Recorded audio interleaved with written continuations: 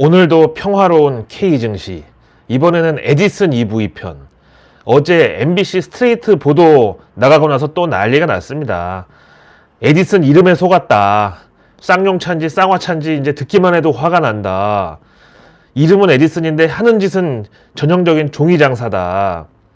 처음부터 쌍용차 인수할 생각도 없었는데 그냥 적당 테마 내세워가지고 전형적인 주식 떠넘기기로 개미탕 끓여놓고 지들은 다 빠져나간 거 아니냐. 게다가 대주주 요건 피하려고 조합동원해서 6개로 분신술 쓴 다음에 보호예수구 뭐고 다 피해갔다. 쌍방울도 지금 거의 비슷한 수법 같은데 이거야말로 특검을 해야 된다. 막 지금 여기저기서 곡소리가 나고 있습니다. 제 친구도 하나 이거 들어갔다가 지금 집에서 쫓겨나게 생겼다고 난리 났습니다. 내가 그렇게 말렸는데도 하여튼 얘가 옛날부터 그렇게 그 귀가 얇아가지고 심지어 뭐 와이프랑 강남 신세계를 가는데 그 앞에서 이제 어떤 할머니가 고속버스 타는데 어디냐고 이제 물어보셨나봐요. 근데 거기 호남선이랑 경부선 이렇게 따로 있잖아요. 그래서 할머니 어디 가시냐고 여쭤봤더니 할머니가 집 주소를 이렇게 알려줬대. 그래서 얘가 와이프한테 이거 내가 차로 집까지 태워다 드려야 되는 거 아니냐고 물어봤다가 길에서 막 싸우고 난리 쳤다더라고요. 아니 이거는 정말 어른 공경하고는 다른 차원 아닌가요 이거는? 아무튼 어릴 때부터 얘는 길 가다가 처음 보는 여자가 김장을 도와달래도 다 도와주는 그런 애입니다. 하여간 이렇게 태생적으로 귀가 얇은 사람들은 이거 국가에서 보살펴줘야 돼. 귀때기에다가 필러를 맞추든가 하여튼 귀가 얇은 것도 이 자본주의 사회에서는 장애야 일종의. 하여간 K 주식시장에서 이런 사태가 발생하는 종목들을 보면은 절대로 피해갈 수 없는 몇 가지 공통점이 있습니다. 뭘까요? 먼저 이거는 진짜 빼박인데 회사 규모나 기술 같은 어떤 내재 가치는 보잘것없는데 뜬금없이 대통령이 방문을 했다? 그래서 막 여기저기 언론에서 대서특필을 했다? 이거 무조건입니다. 이건 진짜 말 그대로 대표이사가 언론 플레이나 로비를 많이 했다는 거고, 그런 회사는 회계나 재무가 제대로 될 리가 만무하다는 게 보편적인 사실이죠. 잘 나가는 듯 싶다가 개미들 만선으로 태운 다음에 꼭 그 내다바이 치고 사고 나는 상장사들의 공통점 두 번째, 바로 기업명이, 이 네이밍이 너무 과하거나 혹은 요즘 유행하는 테마를 괜히 이 회사 이름에 별 상관도 없는데 갖다 붙인다는 거. 딱 봐도 이제 에디슨 EV. 아니 전구를 발명한 에디슨이 여기 왜 나오냐고. 이게 대한민국인데 정약용 EV라고 하든가. 신라젠도 보면은 아니 지금 4차 산업혁명 시대에 신라를 왜 거기다 집어넣냐고. 아예 뭐 허준 메디칼이라고 하든가. 그리고 신풍제약. 이거는 아직 뭐 크게 뭐 사고 난 건 없는데 주가를 보면 사고 났죠. 누가 봐도. 이게 원래 한자는 뭔지 모르겠지만 신풍이 가미가제잖아요. 일본어로. 진짜 차트 보면 하늘로 승천했다가 가미가제처럼 갖다 꼬라 박았다고 바닥에다가. 그 다음에 뉴프라이드. 이건 무슨 자기개발서 책 제목 같은데 이것도 이제 결국 작전 세력이 털고 나가면서 상폐됐고. 근데 이거는 또 무슨 평행이론인지 미국도 그런 종목이 없느냐 하면 또 그렇지 않은 게 나스닥에 종목명이 에미리스라는 기업이 있는데 이게 진짜 이것도 차트 보면 영락없는 작전주 차트야. 작년 11월 달에만 해도 14달러였는데 갑자기 이때 대주주가 다 털고 나갔는지 지금은 4달러. 진짜 나스닥에도 이런 경우가 존재를 했습니다. 아무튼 저런 잡주들은 진짜 떨줍 올팔도 가급적 피하는 게 좋은데, 근데 이 떨줍 올팔이 좋은 이유가 바로 마인드 컨트롤을 이제 키워준다는 겁니다. 왜 주식 격언에 보면은 종목과 사랑에 빠지지 말라 이런 얘기 있잖아요. 근데 이 떨줍 올팔만 제대로 실천하면은 아무리 우리가 그 주식하고 사랑에 빠지려고 해도 그렇게 될 수가 없어요.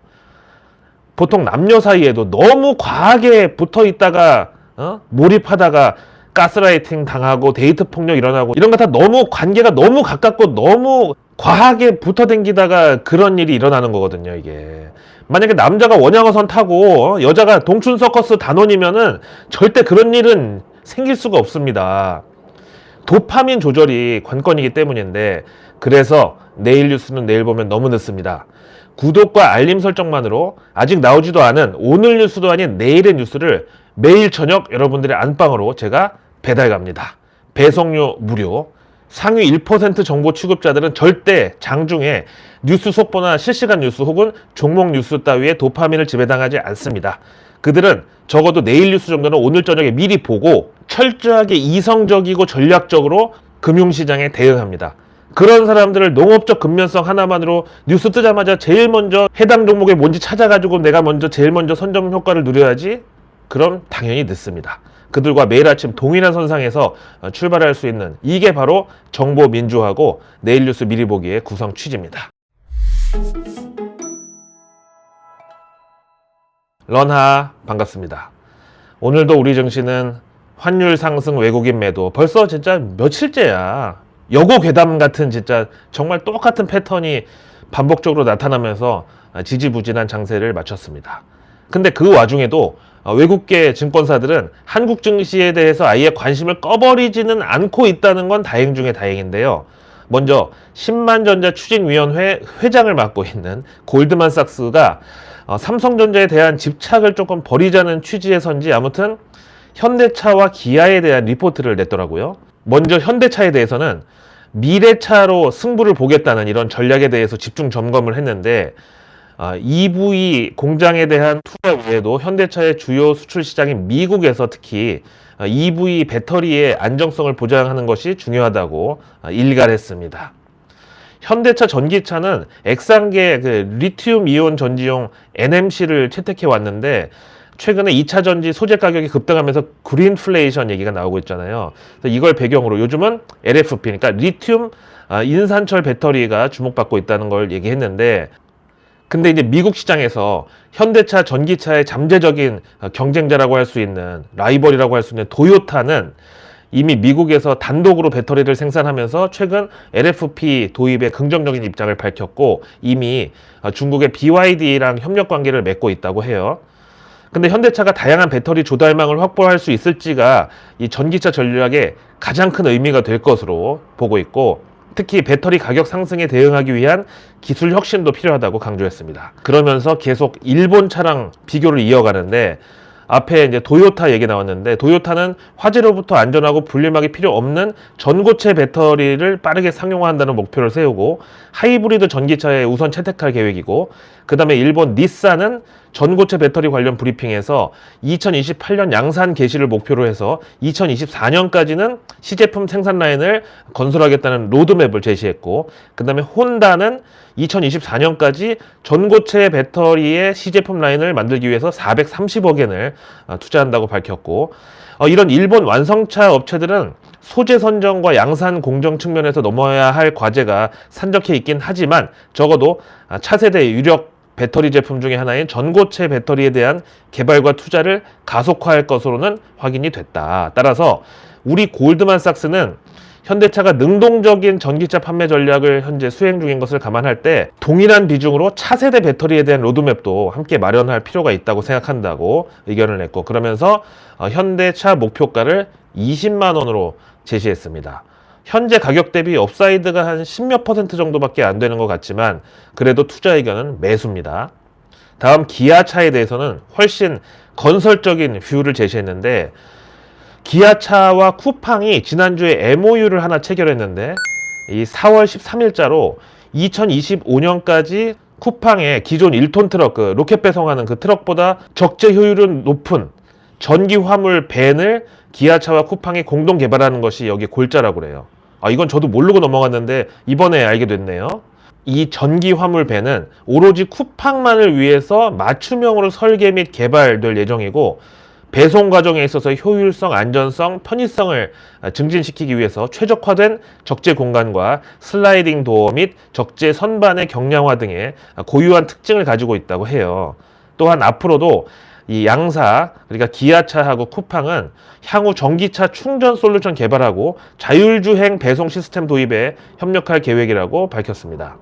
여기에 대해서 골드만삭스는 요즘 유행하는 PBV, Purpose Built Vehicle, 이 컨셉에 주목을 했는데 이 PBV라는 것은 기존 운전자 중심의 차량을 넘어가지고 용도에 초점을 맞춘 특수 제작된 차량을 뜻하고 기아차에서는 쿠팡과의 협력을 필두로 자사의 모듈화된 플랫폼을 통해서 고객의 다양한 비즈니스 요구에 맞춰서 운송 및 배송업체를 위한 맞춤형 PBV를 구축할 계획이라고. 글로벌 시장에서는 이미 GM이 브라이트 드랍이라고 하는 GM의 전기 배달 시스템 요걸 통해서 이 PBV를 개발하고 있고, 도요타도 이 팔레트 PBV로 시장에 역시 진출할 계획을 발표해 놓은 상태라고 합니다. 기아차도 지난 3월 달에 CEO 인베스터 데이에서 2030년까지 이 PBV 사업의 글로벌 1위 자리를 차지하겠다는 계획을 밝혔는데, 그 일환으로 2025년까지 PBV 전용 스케이트보드 플랫폼을 구축하고 PBV EV 라인업을 구축해서 승차 배달, 로보 딜리버리, 로보 택시 사업 등 상업용 자율주행 서비스를 배치할 계획이라고 해요. 근데 쿠팡하고의 이 계약은 아직은 말 그대로 그냥 MOU, 양해각서 정도, 아직 본계약 단계에 있지는 않지만 이번 MOU가 이제 날로 성장하는 PBV 사업의 많은 가능성 중에 하나를 보여준 이벤트였다고 평가를 했습니다. 근데 제일 중요한 것은 이제 수익성인데, PBV 자동차 마진이 상용차하고 크게 차이가 없을 것으로, 비슷할 것으로 예상은 되는데, 전용 PBV, EV와 함께 제공되는 소프트웨어, 그리고 자율주행 기능을 통해서 더 큰 수익이 창출될 것으로 기대한다고. 이건 어차피 맞춤형이니까. 그러면서 기아차에 대해서 목표가는 9만 원, 투자 의견은 역시 매수로 제시했습니다. 일단 골드만삭스의 어떤 K 자동차 미래차에 대한 전반적인 평가는 나쁘진 않은 것 같은데, 작년에 애플카 이슈 터졌을 때 현대차 27만 원, 그 다음에 어떤 뭐 스피로버 이펙트라고 할까요? 확산 효과에 또 덕을 본 기아차 당시 10만 원. 이건 대체 언제 오는 건지. 이거 현대차는 한동훈 법무부 장관 지명자가 현대고등학교 나왔으니까 한동훈 테마주로 좀 아니 이러면 안 돼. 기아는 그 밀키트 테마주로 좀, 기아 해결을 위해서 밀키트가 이제 중요하긴 하지만 이건 빼겠습니다. 전 종이 장사가 아니니까요. 그 다음에 얘기 나온 김에 하나 더 보겠는데, JP모간에서 요즘 BTS 병역 면제로 화제가 되고 있는, 그러나 주가는 딱 진짜 떨주 몰팔을 하기에 아주 매우 좋은 교보제 역할을 하고 있는 바로 그 하이브에 대해서 리포트 하나를 냈는데, 이것도 보겠습니다. 일단 국내 증권사들은 BTS 병역 면제 받아야 된다, 그게 이제 주주들을 위해서도 좋고 국익을 위해서도 좋다, 이런 쪽으로 좀 은근슬쩍 밀어붙이고 있는 그런 분위기인데, 외사에서는 그냥 중립 의견이 많아요. 남의 나라 군대 얘기까지 우리가 왈가왈부해서는 안 된다.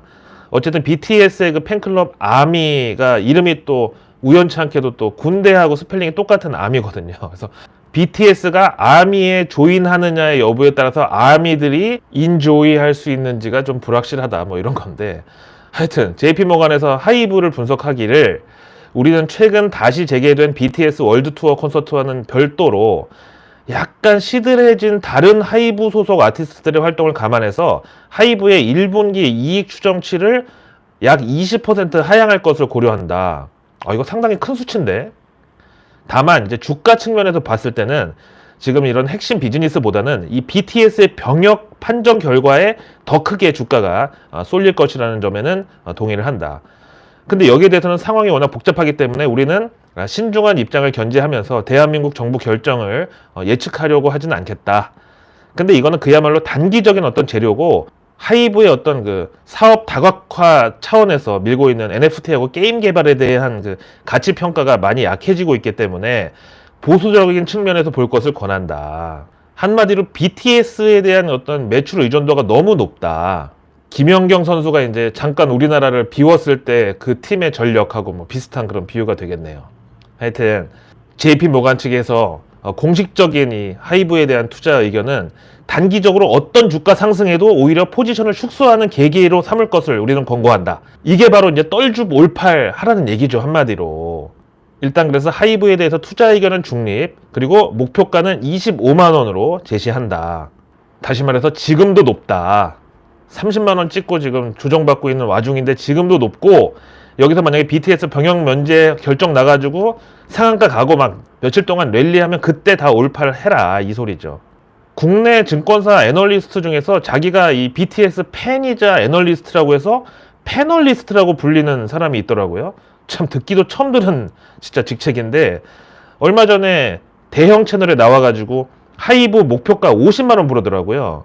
과연 어떻게 될지 누가 맞는지 한번 지켜봐야죠.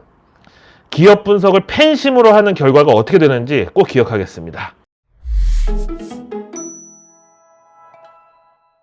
내일은 4월 19일 화요일. 먼저 정부 일정은 국회에서 이창용 한국은행 총재 후보자 인사청문회가 열립니다. 현재까지 세간에 알려진 바에 의하면 이분은 약간 매파적인, 그러니까 통화 긴축에 대해 호의적인 그런 스탠스를 가진 인물로 알려져 있습니다.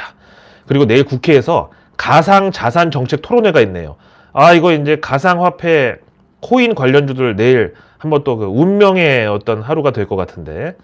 그리고 내일 화요일 기재부는 그린 뉴딜 관련 정책 간담회를 엽니다. 한국판 그린 뉴딜, 말 그대로 이제 그린 에너지 부양책인데 태양광, 풍력, 친환경차, 스마트 시티, 그리고 전력의 효율적 배분을 담당하는 ESS까지 관련주는 진짜 너무 많은데 아무래도 이제 그동안 그 그린 뉴딜에 포함 안 됐던 원전 관련주가 사실상 숨은 어떤 보석이 아닌가. 근데 숨은 보석이라고 보기엔 지금 너무 많이 팔리긴 했는데 그린 뉴딜에 있어서 그렇다고요. 자, 내일 화요일 기재부 차관은 강원 수열에너지 융복합 클러스터 현장 방문에 나섭니다.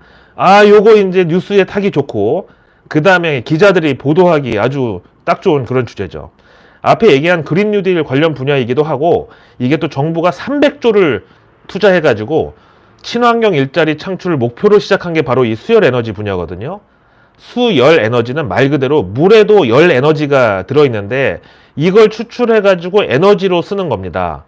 이것도 수열 히트펌프 만들고 폐열 회수하는 장비 만드는 그 수열 에너지 관련주들이 증시에 몇 가지 있습니다. 사실 한동안 잊고 지냈던 그 테마이기도 합니다. 내일 산업부는 전기자동차 충전기 인증 쉬워진다라는 보도자료를 역시 낼 예정인데 이것도 역시 뉴스플로우에 장식하기 좋네요. 사실 전기차의 최대 약점은 바로 충전입니다. 잘 아시다시피 이제 핸드폰도 지금 대중화된 지 한 20년이 벌써 넘었는데 충전 스트레스에서 아직도 완전히 벗어났다고 보긴 힘들고, 그나마 좀 인프라가 이제는 큰 지장을 안 줄 정도가 됐다는 것도 최근 몇 년 정도밖에 안 되기 때문에, 일단 그전에는 충전기나 단자 같은 게 다 제각각이어가지고 충전기나 케이블을 막 들고 다녀야 됐었기 때문에 많이 불편했었고, 근데 지금은 버스나 KTX만 타도 무선 충전 장치가 다 구비되어 있습니다. 결국 전기차도 일단 저만 해도 어디 이제 지방 갈 때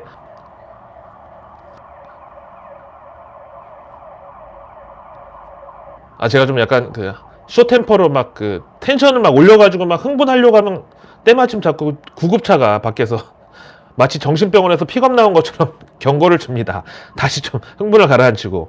하여튼 저도 그 쏘카 타고 어디 멀리 갈 때 전기차가 솔직히 소음도 진동도 적어가지고 좋긴 한데 이 충전 때문에 귀찮아가지고 포기하는 경우가 많거든요. 전기차 이제 뭐 나온 지 2, 3년 됐는데 휴대폰처럼 충전 관련 인프라가 발달하려면 아직도 시간이 좀 더 필요하다고 생각이 들고요. 그래서 정부에서도 이걸 더 규제를 풀어주고 공급을 먼저 확대해야 수요도 안정적으로 이제 증가한다는 그런 판단을 하고 있는 거죠. 내일 환경부는 환경 책임보험 사고 대비는 강화되고 혜택은 커진다라는 발표가 있을 예정입니다. 지난 그 태안 기름 유출 사고를 비롯해가지고 환경오염 사고, 환경오염 재해급으로 큰 일이 발생했을 때 반짝 뜨는 그런 기술들이 있어요. 게다가 요즘은 꼭 여름이 아니더라도 이상 고온 때문에 낮에 오존주의보가 내려지는 경우가 있는데, 이럴 때 이제 공기 정화 필터, 폐수 정화, 매연 처리 이런 테마들이 당연히 수혜주가 되겠죠. 내일 화요일 한국은행이 시각장애인용 한국은행권 액면 식별 도우미 앱을 출시합니다. 요거 디지털 통화 CBDC 관련 그 기술의 어떤 초기 모델 정도로 봐야 되겠죠. 이어서 내일 월성원전 문건 삭제 4차 공판이 열리는 날입니다. 공용 전자기록 등 손상 및 감사원법 위반 혐의 등으로 기소된 산자부 국장급 공무원 등 3명에 대한 공판입니다. 과연 탈원전은 우리에게 어떤 선택이었을까요? 나중에 역사가 말해주겠지만 일단 지금 시기적으로 봐서는 조금 잘못된 선택이었다는, 정책이었다는 그런 평가가 더 우세합니다. 자, 그리고 내일 4.19 혁명 기념식이고 국무총리를 비롯해서 여기 또 민주화 공로자들이 총출동을 합니다. 자, 내일 화요일 경제 일정으로는 3월 중 거주자 외화 예금 동향이 공개됩니다. 요즘 우리 국고채 금리가 특히 단기채 위주로 급등하고 있는데 일본은 부채가 그렇게 많아도 여전히 국채 금리는 거의 제로 수준이거든요. 가장 큰 차이는 이제 그 대외순 자산이 아닐까. 그러니까 우리도 이제 외화 갖고 나가는 거에 대해서 무조건 거부감을 가지고 통제하는 그런 그 시기를 좀 지나가지고 해외 부동산이든 뭐 기업 지분이든 좀 긴 호흡으로 봤을 때는 점차 늘려나가게끔 유도하는 게 좀 좋은 게 아닌가. 특히 자원 하나 없는 대한민국의 어떤 대외 경쟁력을 위해서요. 물론 재벌 3세들이 해외 지사 통해 가지고 돈 빼돌리고 이중 국적 가지고 거기서 자금 세탁하고 뭐 불법 상속 증여에 악용하는 이런 건 안 되지만 대신 여기도 조금 음지에서 양지로 올라올 수 있는 어떤 루트를 조금 마련해 주고 우리 대외 자산으로 잡히게 좀 하면 어떤 해결의 변증법 차원에서 좋은 해결책이지 않나라고 생각합니다. 내일 화요일 작년 하반기 지역별 고용조사 취업자의 산업 및 직업별 특성이 공개됩니다. 잘 아시는 대로 미국에서는 매년 아이비리그 명문대 그 졸업생들을 대상으로 취업하고 싶은 업종과 기업을 묻는 설문조사를 꼭 합니다. 여기서 이제 순위권에 올라간 회사들은 투자 그리고 자금 조달 심지어 주가에도 이제 좋은 영향이 가는데 우리나라의 경우 취준생들 최근 서베이 결과를 보니까 가장 취업하고 싶은 기업 1위는 여전히 삼성그룹. 근데 그 다음에 이제 LG나 SK가 있는 게 아니라 그 재계 순위가 아니더라고요. 2위가 카카오, 3위가 네이버. 아니 카카오가 네이버를 제친 것도 놀라운데 삼성 말고 다른 대기업 그룹사들은 5위 안에 아예 들지를 못했어요. 근데 이 회사들 주가를 보면 이제 진짜 다 끝물이라는 그 느낌이 들 수밖에 없는 상황이긴 한데 아무튼 우리는 이렇게 너무 선택의 폭이 좀 좁은 게 문제다. 물론 삼성은 미국 아이비리그 그 졸업생들 사이에서도 취업하고 싶은 기업 순위 15위 정도 들어가가지고 다른 이제 아시아계 소니나 알리바바를 제치긴 했습니다. 내일 2021년도 기준 등록 장애인 현황 통계가 공개됩니다. 이것도 이제 뉴스에 나오기 좋은 주제인데 새 정부의 장애인 정책에 지금 관심이 가는 시기이기도 하고 아무래도 이제 복지는 이제 어떤 혜택을 주는 게 아니라 당연히 이제 권리를 만들어 주자는 차원으로 발전을 했죠. 그래서 장애인분들이 근무 환경에서 이 장애로 인해서 차별을 받지 않게 도와줄 어떤 인공지능이나 보조기기 이런 것들이 앞으로 유망하다고 보는 거예요. 자, 내일 미국에서는 3월 주택 착공 그리고 건축 허가 건수가 나옵니다. 미국도 이제 올해 들어서 본격적으로 실질금리 그리고 대출금리가 상승하기 시작했는데 여기 주택시장에 영향을 받았는지 이것도 역시 5월 3일, 4일 이틀 일정으로 열리는 FOMC의 중요한 바로미터가 되겠고 그리고 내일 중국 시안성의 봉쇄 마감 시한입니다. 바로 내일 밤 12시까지 그 한시 사회적 관리 통제 발표가 효력을 발휘하는 그 시한인데 삼성전자를 포함해가지고 한국 기업 60개사가 시안에 현지 공장이 있습니다. 내일 일본은 2월 산업생산 나오고 그 다음에 인도네시아가 기준금리 발표를 합니다. 여기는 동아시아권이긴 하지만 그래도 자원부국이라 인플레이션에 있어서 대만이나 우리나라처럼 그렇게 심각하지는 않다고 하는데 한번 봐야 되겠고 그리고 내일 호주중앙은행 여기도 통화정책회의 의사록이 공개됩니다. 최근에 금리 인상 압박에도 불구하고 금리 동결을 선언하면서 대신 성명서에 인내심이라는 표현을 여기도 삭제해가지고 곧 긴축에 나설 것을 천명하고 있습니다. 내일 화요일 찰스 에반스 시카고 연은총재의 연설이 있는데 아무래도 0.5% 빅스텝 금리 인상은 지금 이제 필수다 이런 정도의 이제 스탠스가 나올 것 같고 그 다음에 내일 사단법인 감사위원회 포럼이 있습니다. 여기는 국내 4대 회계법인 3.1 삼정 안진 한영이죠. 여기가 이제 기업 회계 투명성을 위한 감사 및 감사위원회 전문성을 높이기 위해서 올해 정기 포럼에서는 ESG, 환경사회 지배구조, 공시와 감사위원회 감독 포인트를 주제로 논의할 예정이라고 합니다. 아니 근데 이것도 기관에서 이제 주가에 뭐 간섭을 하려고 하는 건 아닌데 회계법인이나 거래소도 보면은 막 폭락할 때는 그냥 가만히 있다가 좀 올라갈 때 개인들도 좀 같이 올라타려고 그러면 바로 막 투자주의 경고 종목 때리고 거래정지 때리고 왜 올라갈 때만 그러는지 모르겠어요. 뭐 명분은 더 큰 피해를 막자고 그러는 것 같은데 로테이션으로 세력들이 들어올리고 개인들도 또 거기 올라타려고 하면 그때 맞고 걔네들 털고 떠나가지고 다 죽기 직전일 때는 오히려 놔두고 내일 화요일 증시 일정은 제1제강이 제이스코홀딩스로 상호 변경 EWK가 케일럼으로 상호 변경, 인피니티 엔터가 디모아로 상호 변경하고, 그 다음에 4x4가 공모 청약을 이틀 일정으로 합니다. 그 다음에 상상인 스펙 9호도 역시 이틀 일정으로 공모 청약. 그리고 내일 화요일 테슬라의 기가 상하이가 락다운 때문에 멈춰있던 공장을 다시 재가동 시작하는 날입니다. 테슬라 주가야말로 정말 떨주몰팔이 아니고서는 살아남을 수가 없는 차트입니다. 한번 보세요. $1000 기준으로 어떻게 널뛰기를 하는지. 그리고 내일 화요일 미국에서는 넷플릭스, 존슨앤존슨, IBM, 로키드 마틴, 할리버튼, 헤즈브로 이런 업종 대표 기업들의 실적 발표가 예정되어 있습니다. 오늘도 긴 영상 시청해 주셔서 감사드리고요. 저는 내일의 내일 뉴스를 또 들고 찾아뵙겠습니다. 감사합니다.